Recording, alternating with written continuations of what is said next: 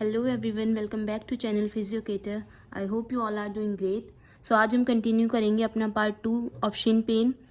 Till now we have discussed about in detail about the introduction, that what is shin pain, उसकी biomechanics, उसका clinical perspective, और हमने start कर दिया था टाइप ऑफ शिन पेन, जिसमें हमने टाइप 1 डिस्कस कर लिया था, स्ट्रेच फ्रैक्चर ऑफ टीबिया।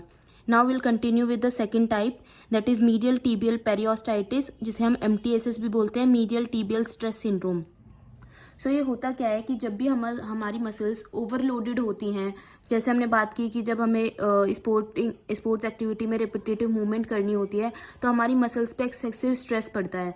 और जब वो एक्सेसिव स्ट्रेस हमारी टीबिया के सराउंडिंग मसल्स को इतना लीड कर जाता है तो हमारी मसल्स क्या करने लग जाती है, टीबिया के आउटर सरफेस से वो पुल काइंड ऑफ ट्रैक्शन क्रिएट होता है उस मसल्स में, जिसकी वजह से वो जो पेरियोस्टम है उस पर प्रेशर इंक्रीज हो जाता है।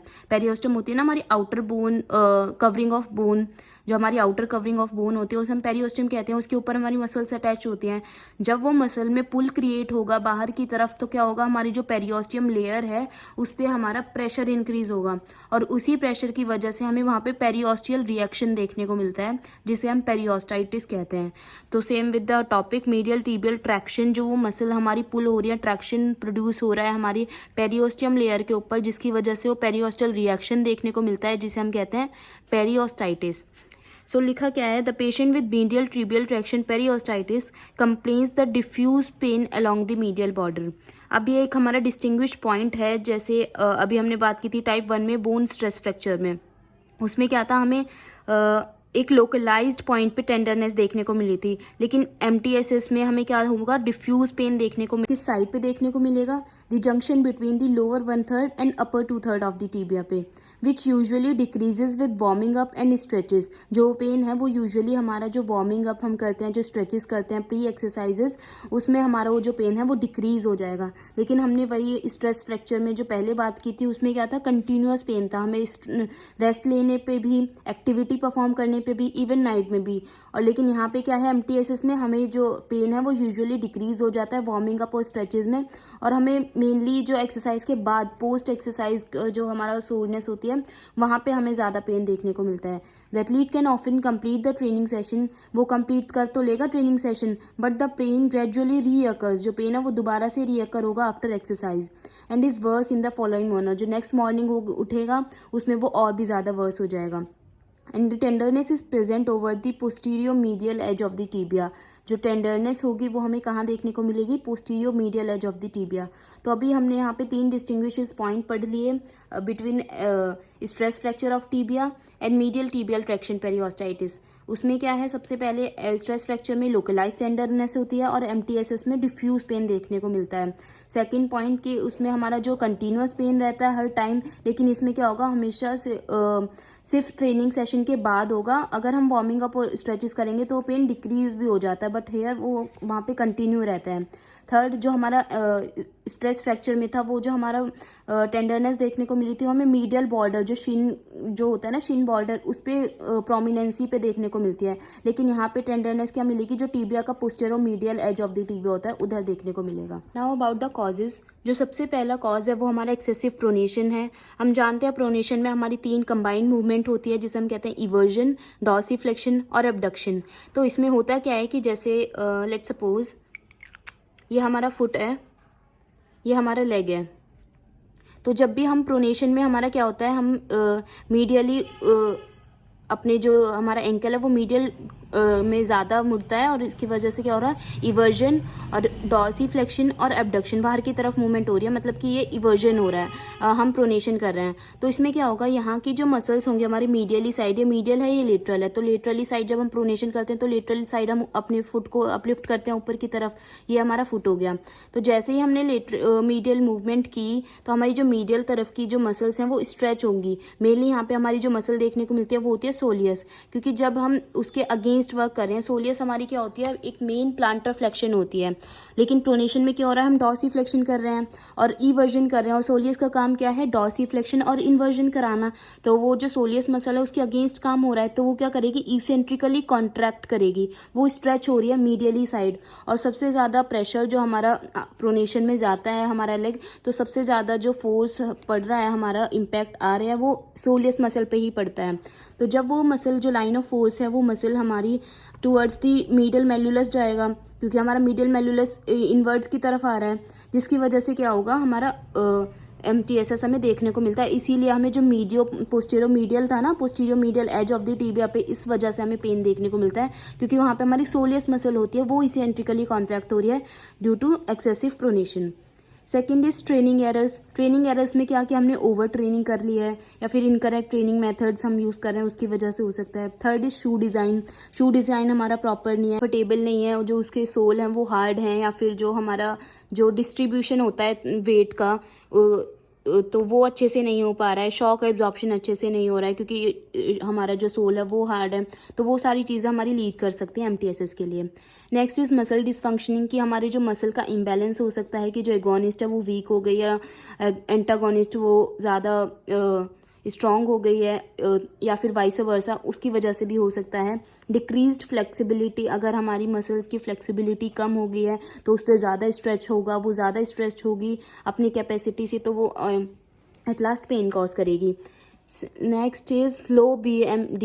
ये हमारा मेन जो कॉज होता है वो फीमेल्स में ज़्यादा देखने को मिलता है। लो बोन मास डेंसिटी हमारी फीमेल्स में मेनली देखने को मिलती है, जिसकी वजह से हमारे बोन्स मेनली ऑस्टियोपोरोटिक हो जाती हैं, वो वीक हो जाती हैं। अगर वो बोन वीक होगी तो उस पर जब भी फोर्स पड़ेगा वो ज़्यादा इम्पैक्ट कॉज करेगा, और एट लास्ट हमें पेन वहाँ पे देखने को मिलेगा।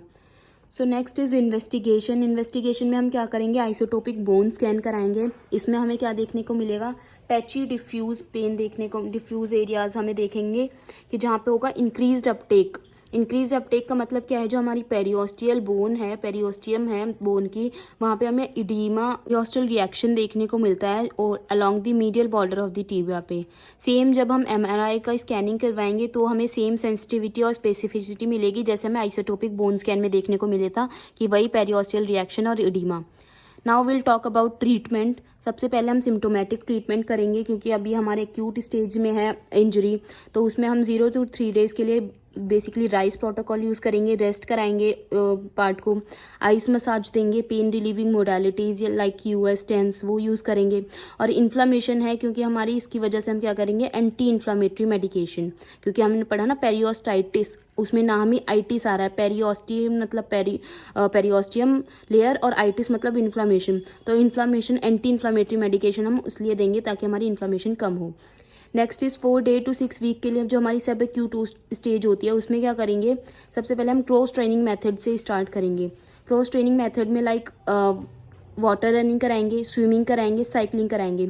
इससे क्या होगा, हमारा एथलीट एक्टिव रहेगा, लेकिन जो उसका फोर्सफुल जो मसल का फोर्स है वो इतना नहीं पड़ेगा, क्योंकि हमें पता है हाइड्रोथेरेपी के हमारे बेनिफिट्स होते हैं। जब भी हम वाटर में कोई भी मूवमेंट्स कर रहे हैं तो ड्यू टू बायंसी वो मूवमेंट हमारी लाइट हो जाती है, और हम इजीली उस मूवमेंट को परफॉर्म कर पाते हैं, क्योंकि जो हमारी बायोंसी फोर्स है वो हमें असिस्ट कर रही है मूवमेंट परफॉर्म करने के लिए। तो इसलिए जो हमारा मसल पे जो फोर्स है वो तो कम पड़ेगा, और हमारी एक्टिविटी ही अच्छे से हो जाएगी। नेक्स्ट इज के टेपिंग। ये एक मेजरली हमारी एडवांस टेक्नोलॉजी है जो हम आजकल मेनली यूज़ करते हैं to control the foot pronation. Main हमारा कॉज क्या था, फुट प्रोनेशन में जा रहा है, इस वजह से हमारा MTSS देखने को मिल रहा है। अगर हम उस फुट को प्रोनेशन में जाने ही ना दें, उसकी मूवमेंट को रेस्ट्रिक्ट कर दें, हम काइनेसोलॉजी टेपिंग लगा दें कि वो फुट रेस्ट्रिक्ट हो रहा है, उसी प्रोनेशन में नहीं जा रहा, तो उससे क्या होगा, हमारा जो फंक्शनल आउटकम है वो हमारा इंप्रूव होगा, और हमारा जो रिकवरी है वो ईजिली हो पाएगी। Next is permanent relief of foot alignment and gait mechanics is through appropriate shoe wear. जो हमारा परमानेंट रिलीफ है वो हम कैसे कर सकते हैं, फुट अलाइनमेंट में चेंजेस करके और गेट बायोमैकेनिक्स में चेंजेस करके। तो फुट अलाइनमेंट में कैसे चेंज करेंगे, हमारा जो शू वेयर है उसमें चेंजेस लाएंगे, जैसे कि शू वेयर में हम सेमी रिजिड मटेरियल की आर्च दे देंगे, सपोर्ट करेंगे, जिससे कि हमारा प्रोनेटेड फुट वो सपोर्ट रहेगा। प्रोनेटेड फुट में होता क्या है कि हमारा ये फुट है तो ये इधर मीडियली साइड जा रहा है, अगर हम मीडियल साइड पे ही अपनी आर्च में सपोर्ट दे दें, कुछ भी हार्ड मटेरियल मीडियल आर्च के नीचे लगा दें, तो वो हमारा मीडियली साइड रोटेट होगा ही नहीं, तो हमारा इवर्जन होगा ही नहीं, तो प्रोनेशन में फुट जाएगा नहीं। इस वजह से हम क्या कर सकते हैं, ऐसी मॉडिफिकेशंस कर सकते हैं शू वेयर में। एंड प्लस जो हमारी बायोमैकेनिक्स जो हमारे शॉक एब्जॉर्प्शन अच्छे से नहीं हो पा रहा था, तो उसके लिए हम असिस्ट करा सकते हैं कुशन्ड ऑर्थोसिस। कुशन्ड ऑर्थोसिस क्या होगा, हम जैसे हमारे एएफओज वगैरह होते हैं तो हम पूरा जो हमारा लोअर लेग है उसको ऑर्थोसिस से कवर कर देंगे और उसके अंदर क्या होगा, कुशनिंग होगी। अब वो कुशनिंग क्या प्रोवाइड करेगी, वो जो हमारे पूरी मस्कुलर फोर्स है वो उसको ईजिली सारी तरफ से डिस्ट्रीब्यूट कर देगी। तो हमारा एक पर्टिकुलर एरिया पे वो जो फोर्स लग रही है और जो हमारे सोलियस मसल मेनली हमारा जो इसेंट्रिकली कॉन्ट्रैक्ट कर रही है वो नहीं होगा, तो उससे हमारा जो शॉक एब्जॉर्प्शन है वो असिस्ट होगा और नॉर्मल डिग्री में शॉक एब्जॉर्प्शन हो जाएगा। Next, entire calf muscle should be assessed for areas of tightness or focal thickening that can be treated with appropriate soft tissues technique। अब हम पूरी काफ मसल्स को पीछे अच्छे से असेस करेंगे कि कोई भी हार्डनिंग या टाइटनेस और थिकनिंग वगैरह तो नहीं है फेशिया की। अगर हमें वहाँ पे वो थिकनिंग या फिर टाइटनेस मिलती है मसल में तो हम soft tissues techniques basically MFRs fascia को रिलीज कराने के लिए, सॉफ्ट टिश्यू मोबिलाइजेशन, वो सारी टेक्निक्स अपना सकते हैं। लास्ट इज हमारा digital ischaemic pressure to the medial soleus aponeurosis and FDL. This can be perform with passive active dorsiflexion. हम डिजिटल इस्चेमिक प्रेशर अप्लाई करेंगे मीडियल सोलियस मसल पे और एफडीएल मसल पे, ताकि वो जो उसका प्रेशर है उसका रिलीज करा सके। हम बेसिकली MFR कर रहे हैं, मसल को रिलीज करवा रहे हैं और इसके साथ साथ हम पेशेंट को बोलेंगे या तो वो एक्टिवली डॉर्सिफ्लेक्शन करे या फिर हम पैसिवली उसका पैर को डॉर्सिफ्लेक्शन में लेके जाएंगे, क्योंकि सोलियस की हमारा मेन फंक्शन क्या होता है, डॉर्सिफ्लेक्शन और इन्वर्जन। तो इसलिए हम ये मूवमेंट उसके साथ जब हम उस मसल को रिलीज करा रहे हैं तो ये मूवमेंट हम उसको करा रहे हैं। नेक्स्ट क्या है हमारी सस्टेन मायोफेशियल टेंशन हम अप्लाई कर सकते हैं parallelly to tibial border. Muscles को रिलीज कराएंगे एफडीएल को along the soleus aponeurosis, वही same point with active and passive dorsiflexion. और हम क्या कर सकते हैं, वैक्यूम कपिंग टेक्निक हम अपना सकते हैं। उससे हम क्या करेंगे, वो ज़्यादा इफेक्टिव रहेगा हमारे जो भी मसल में टाइटनेस है उसको रिलीज़ कराने के लिए। और ये हम बस हमें प्रिकॉशन में क्या रखना है कि हम जो हमारा प्रोट्रूजन जो टिबियल बॉर्डर होता है, जो Shin of the tibia main prominence होता है, उसके ऊपर वैक्यूम कपिंग ना करें, उससे हमारी कैपिलरी डैमेज हो सकती हैं। तो उसका जस्ट प्रिकॉशन रखना है। और वैसे हम ओवर द हमारी जैसे शिन बोन है तो इसके इधर और इधर पैरामीडियल साइड पर हम कर सकते हैं। नेक्स्ट इस PNF स्ट्रेचिंग्स दे सकते हैं, इलेक्ट्रिकल स्टिमुलेशंस दे सकते हैं हीलिंग वगैरह के लिए, आयंटोफोरोसिस लाइक US वगैरह, ये सारी चीज़ें हम देंगे ताकि उसके जो हीलिंग प्रोसेस है वो एक्सेलरेट हो सके। एट लास्ट हम जो वीक 7 के लिए करेंगे, वीक 7 में हम क्या पेशेंट को अपना रिटर्न बोल देंगे कि normal back to sport activities वो जा सकता है। प्लस उसको हम एक्सरसाइज प्रेस्क्राइब कर देंगे लाइक सोलियस की स्ट्रेचेज और स्ट्रेंथनिंग हम उसको प्रेस्क्राइब करेंगे, जितने भी एक्सरसाइजेज प्रोग्राम होते हैं वो सारी। अगर वो कोई रेजिस्टेंट केसेस है कि इतना करने के बाद भी हमारे जो ट्रीटमेंट जो हमें इफेक्टिवनेस देखने की चाहिए वो नहीं मिल रही है, तो हम एट लास्ट क्या करेंगे, सर्जिकल रिलीज़ कराएंगे हमारी सुपरफिशियल और पोस्टीरियर कंपार्टमेंटल मसल्स का। जो भी हमारी मसल मेनली जो इफेक्ट हो रही है उसको हम रिलीज़ करा देंगे सर्जिकली। तो ये हमारा सर्जिकल लास्ट ऑप्शन बचता है। नेक्स्ट टाइप जो हमारा है वो है chronic exertional compartment syndrome. Compartment syndrome नाम से पता चल रहा है कि हमारे लेग में जो कंपार्टमेंट्स होते हैं उनमें कोई प्रॉब्लम आएगी, उसको हम बोलेंगे क्रॉनिक एक्सर्शनल कंपार्टमेंट सिंड्रोम। अब हमें पता है हमारे लेग में 4 कंपार्टमेंट्स होते हैं, mainly interior compartment, lateral compartment और पोस्टीरियर कंपार्टमेंट। पोस्टीरियर कंपार्टमेंट हमारे सुपरफिशियल और डीप कंपार्टमेंट में डिवाइड होता है, तो इसलिए हम उसको मिला के 4 कंपार्टमेंट्स बोलते हैं। अगर उन कंपार्टमेंट में ड्यू टू एनी रीज़न वो प्रेशर इंक्रीज हो जाता है within the close fibro osseous space, उसको हम बोलेंगे क्रॉनिक एक्सर्शनल कंपार्टमेंट सिंड्रोम। क्योंकि उस प्रेशर को इंक्रीज होने की वजह से अब हमारी मसल्स को स्पेस नहीं मिलेगा एक्सपेंड होने का, जिसकी वजह से वो क्या करेंगे, पेन कॉज करेंगे। So it is defined as increased pressure within a closed fibroosseous space causing a reduced blood flow। अब जब हमारा प्रेशर इंक्रीज हो रहा है तो हमारे उससे आगे वाले एरिया को जो ब्लड सप्लाई है वो नहीं मिल पाएगी, वो कम हो जाएगी, जिसकी वजह से क्या होगा, जो हमारे डिस्टल पार्ट के टिश्यूज़ हैं उसमें टिश्यू परफ्यूजन वो कम हो जाएगा। एट लास्ट हमें इस्चेमिक पेन देखने को मिलेगा और परमानेंट डैमेज देखने को मिलेगा टिश्यूज़ को, क्योंकि अब उन टिश्यूज़ तक ऑक्सीजन नहीं पहुँच पा रही है, वो इस्चीमिया में चले जाएंगे, जिसकी वजह से पेन होगा और एट लास्ट वो डेथ हो जाएगी उनकी। तो उससे क्या होगा, रिपीटेटिव यही ओवर यूज़ होने की वजह से जो हमारी इन्फ्लेमेशन हो रही है और रिपीटेटिव वही हम एक्शन कर रहे हैं प्रोनेशन वगैरह का, तो उससे क्या होगा, हमें फाइब्रोसिस देखने को मिलेगा हमारी मसल्स में। फाइब्रोसिस मतलब कि वो जो हमारी मसल्स हैं वो हार्ड हो जाएंगी, उसमें जो मूवमेंट हो रही है फिर वो एक्सपेंड नहीं हो पाएंगे, जिसकी वजह से क्या होगा, हमारी इलास्टिसिटी जो है मसल्स की और फेशिया की वो रिड्यूस हो जाएगी।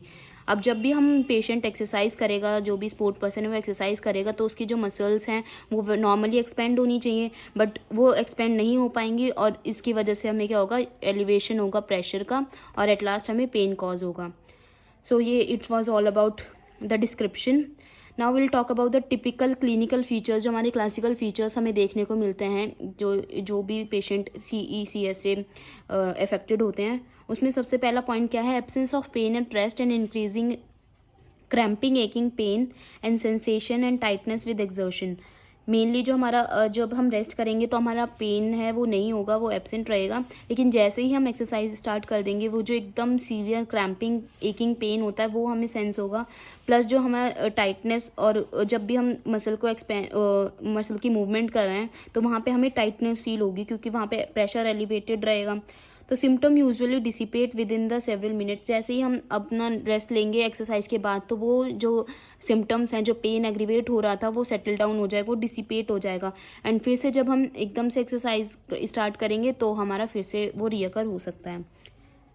With exertion, palpable tenseness with the compartment may be appreciated and the presence of the muscle bulge or herniation may be visualized. जब हम ज़्यादा एक्सट्रीम एक्सर्शन कर लेंगे, मसल्स का ज़्यादा मूवमेंट हो जाएगी हमारी, तो हमें क्या देखने को मिलेगा कि जो हमारी जो मसल है वो बल्ज प्रोट्रूड आउट हो जाएगी बाहर की तरफ, स्किन से बाहर. हमें उसकी पूरा मसल का जो बेली है वो प्रोट्रूजन हमें देखने को मिलेगा, जिसे हम हर्निएशन भी बोलते हैं, वो हमें विजुलाइज देखने को मिलेगा. प्लस जो पैल्पेबल टेंसनेस है, वो टेंडरनेस, वो हमें देखने को मिलेगी.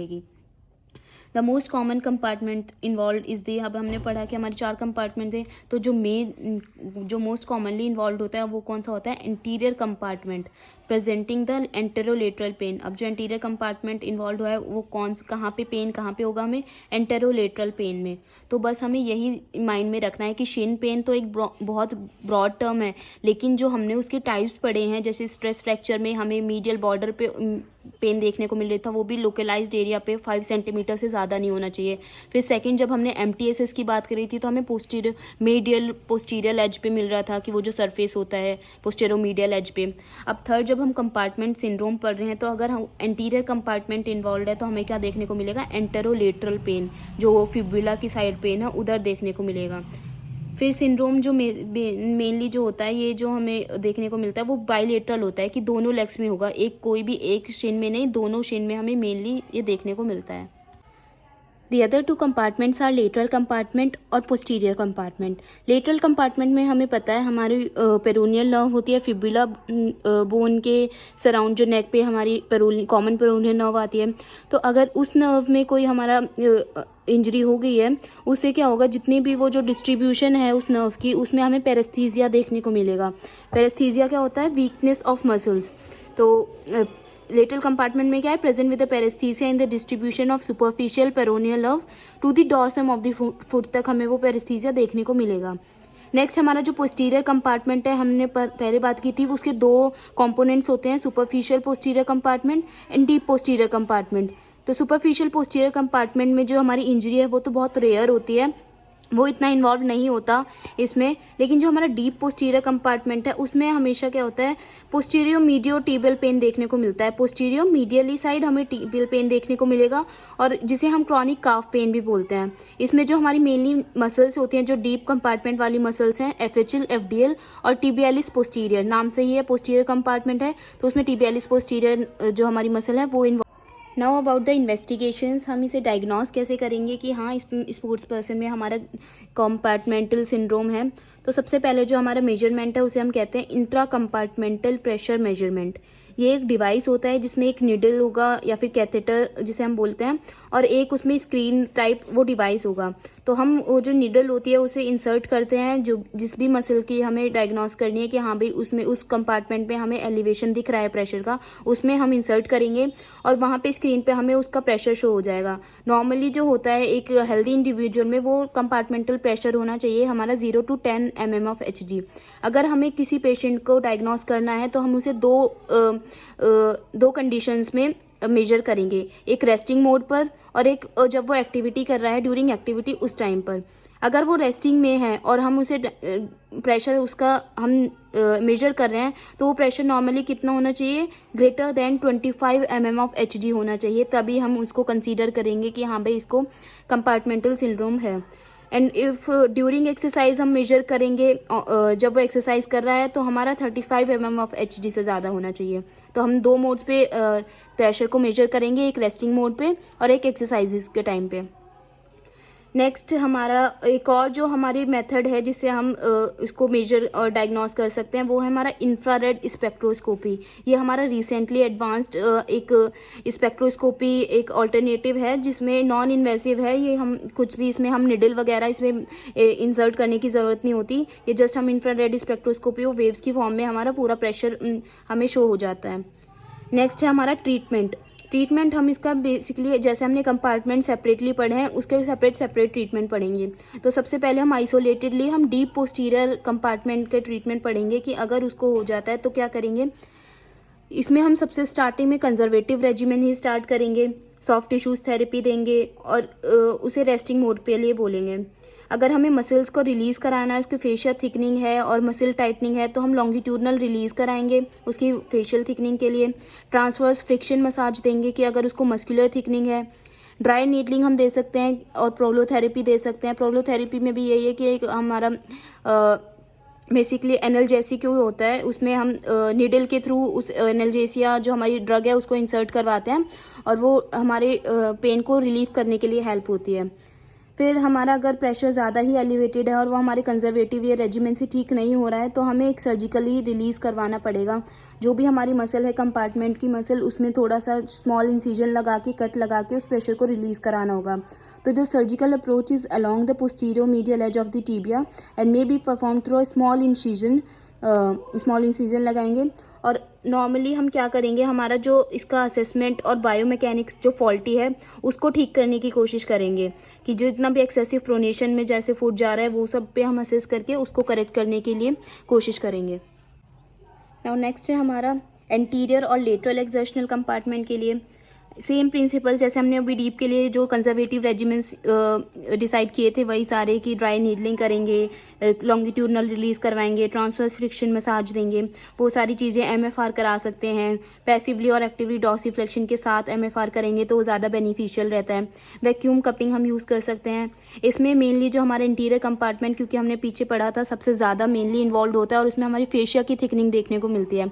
तो फेशियोटॉमी एक मेजर हमारा सर्जिकल प्रोसीजर है जिसे हम इंटीरियर कंपार्टमेंट सिंड्रोम के लिए यूज़ करेंगे। इसमें हम फेशिया को कट करके स्मॉल इंसिजन लगा के फेशिया को जो फेशिया का एक्सेसिव थिकनिंग हो रखी है उसको रिमूव करा के उसका प्रेशर कंपार्टमेंट का जब रिलीज़ कराएंगे। Now about the major fourth जो हमारा टाइप है शिन पेन का वो है एक्यूट बोनी इंजरीज।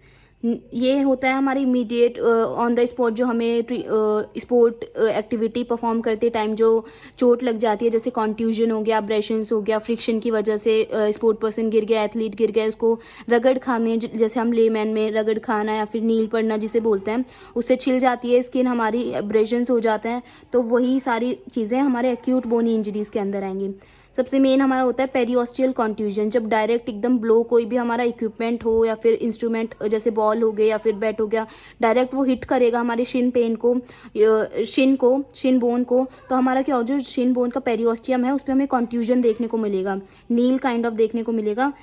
तो यही है, उसमें हम यूजुअली हमारा वो जल्दी से हील हो जाता है, इतना एसच टाइम नहीं लेता।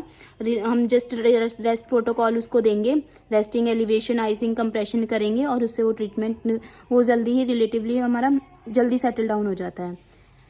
Other less common types of shin pain जो हमें देखने को मिलते हैं जो रेयरली होता है, सबसे पहले नर्व एंट्रैपमेंट, जैसे हमने बात की थी लेटरल कंपार्टमेंट में हमारी पेरोनियल नर्व जब हमारी इंजर्ड हो रही थी उसकी वजह से कंपार्टमेंटल सिंड्रोम हमें देखने को मिल रहा है। उसी तरह अगर हमारी टीबियल नर्व हो गई, सुपरफिशियल पेरोनियल नर्व हो गई, उनमें कोई दिक्कत आ गई जिसकी वजह से हमें सेंसरी लॉस होने लग गया है या फिर पेन आ रहे हैं, सेंसरी चेंजेस आ रहे हैं, वो सारी चीज़ें को देखने को मिलेंगी। इसका हम डायग्नोस कैसे करेंगे, NCV, nerve conduction velocity, nerve conduction velocity से क्या है, हमारी जितनी भी नर्व की जो वेलोसिटी है कि हमारे क्या प्रॉब्लम आ रही है, हमारा पूरा परफॉर्मा वो सारा अच्छे से इवेल्युएट हो जाएगा। इसमें मेनली हमारा जो ट्रीटमेंट है वो सर्जरी ही काम आता है, क्योंकि नर्व इंट्रैपमेंट है, हम ऊपर से कंजर्वेटिव रेजिमेंट से उसका फ़ायदा कुछ होने वाला नहीं है, तो इसलिए हम सर्जरी ही करते हैं। Next is referred pain. Referred pain नाम से पता चल रहा है कि ओरिजिन जो पेन का था वो कहीं और पे था, वो रेडिएट होके हमारा शिन की तरफ आ रहा है, तो वो उसे भी हम कंसीडर करेंगे रेफर्ड पेन के अंदर। जैसे हमारा लंबा स्पाइन में पेन था या फिर मेनिस्कल सिस्ट है, उसकी वजह से हमें पेन आ रहा है, तो वो रेफर हो सकता है हमारी टीबिया बोन के एंटीरियर पार्ट पे या फिर पोस्टीरियर काफ पेन पे, तो उसको हम शिन पेन बोलेंगे उसे, इसलिए हमें लेस कॉमन टाइप्स के अंदर हमने रखे हुए हैं। So this was all about shin pain. I hope you like it.